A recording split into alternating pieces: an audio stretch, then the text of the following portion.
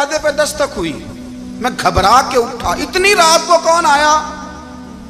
کہتے ہیں قربان جاؤں، دروازے پہ گیا تو امیر المومنین فاروق اعظم دروازے پہ۔ میں نے کہا عمر کوئی حکم تھا تو مجھے بلا لیتے۔ کہنے لگے میں نا امیر بن کے نہیں آیا، تیرا ویر بن کے آیا ہوں۔ امیر المومنین کی حیثیت سے سرکاری کام سے بلاتا تو وہاں بلاتا، مجھے ایک ذاتی کام پڑ گیا۔ کہتے ہیں میں نے عمر کو گھر کی اندر بلا کے چارپائی پہ بٹھایا، میں نے کہا حضور میں غریب آدمی، میں کیا آپ کے کام آ سکتا ہوں؟ تو کہتے ہیں انہوں نے نا مجھے ساتھ بٹھا لیا، پھر میرا ہاتھ پکڑ لیا، کہنے لگے تو عمر کو جانتا ہے؟ عمر جھوٹ نہیں بولتا۔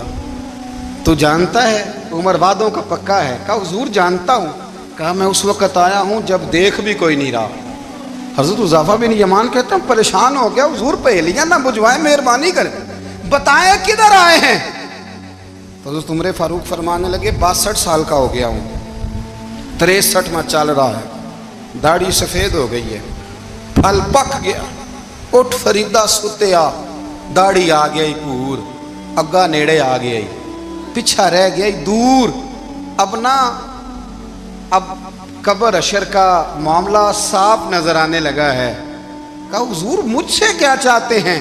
حضرت عمر رو پڑے، کہنے لگے آج میں عشاء کے بعد نکلا ہوں تو نبی پاک کے صحابہ مجھے نیک کہہ رہے تھے، پھر میں نے بچوں کی ماں سے اور بچوں سے بھی پوچھا ہے، وہ بھی مجھ سے راضی ہیں، پر حذیفہ تیرے ساتھ نبی پاک راز کی باتیں کرتے تھے، سچ بتا کہیں عمر کا نام منافقوں میں شامل تو نہیں؟ سچ بتا ان منافقین میں تو شامل نہیں، کہیں اوپر سے تو نہیں سارا کچھ؟ حضرت حذیفہ بن یمان کہتا ہے میں باپ کے مرنے پہ اتنا نہیں رویا جتنا عمر کے سوال پہ رویا۔ میں قدموں میں بیٹھ گیا، میں نے کہا نہیں عمر یہ تو میں نے نہیں سنا، لیکن یہ میں نے نبی پاک سے ضرور سنا ہے کہ میرے بعد اگر کوئی نبی ہوتا تو عمر ابن خطاب ہوتا۔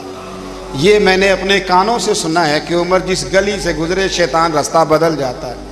یہ میں نے اپنے کانوں سے سنا ہے کہ 950 سال حضرت جبریل جناب عمر کی شان بیان کریں تو پھر بھی بیان نہیں ہو سکتا، یہ میں نے ضرور سنا۔ دوستو ساری زندگی حضرت عمر نے اگر دوسروں کا محاسبہ کیا تو اپنا اور اپنے بچوں کا بھی کڑا خیال رکھا، اپنی ذات پر بڑی توجہ دی۔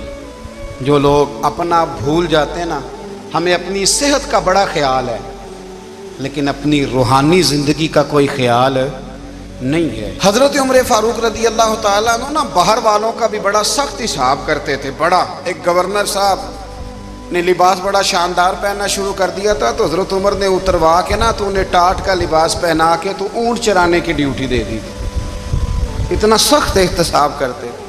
کسائی کی دکان پر بھی 1-2 گھنٹے کھڑے ہوتے تھے، جو آدمی مسلسل 2 دن گوشت خریدتا تھا نا فرماتے تھے اس کا ٹیکس بڑھا دو، لوگوں کو دال نہیں مل رہی اور یہ روز گوشت کھاتا ہے۔ حضرت فاروق اعظم اس کو جزیہ کہا جاتا تھا یا کچھ اور معاملات ہوتے تو بڑھا دیتے تھے۔ مسلسل جو 2 دن آدمی گوشت کھاتا تھا فرماتے تھے مدینے میں غربت ہے، اگر یہ والا نظام تم کرو گے تو غریب لوگ کس کی طرف دیکھیں گے؟ لیکن اس سے زیادہ بڑھ کر جو ان کی زندگی کا معیار اور سٹیٹس تھا وہ یہ تھا کہ اپنے گھر کا خاص خیال رکھتے، خاص توجہ کرتے۔ ملک شام سے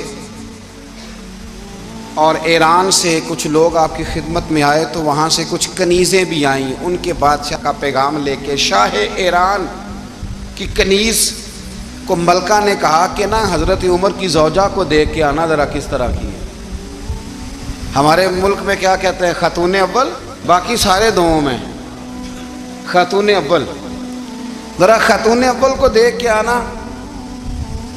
تو وہ جب آئی نا گھر میں ملنے تو کہا کہ مجھے میری ملکہ نے کہا تھا کہ عمر کی زوجہ سے اہلیہ سے ملاقات کر کے آنا، تو حضرت عمر کی اہلیہ نے نا ایک جوڑا کپڑوں کا دے دیا ملکہ کے لیے اور ایک خوشبو کی شیشی دے دی۔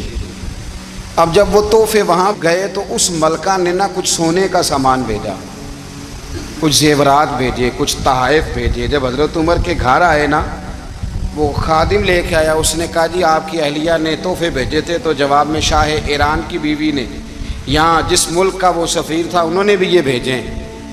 تو حضرت عمر فاروق نا وہ تحفے لے کے گھر گئے تو جا کے کہنے لگے اپنی اہلیہ سے یہ تو کب سے تحفے تحائف بھیجنے لگ گئی ہے، یہ کب سے نظام شروع ہو گیا؟ تو کہ حضور तोहफा देना लेना तो ठीक है, सुन्नत है, मोहब्बत बढ़ती है, तो ये कोई कबाहत नहीं।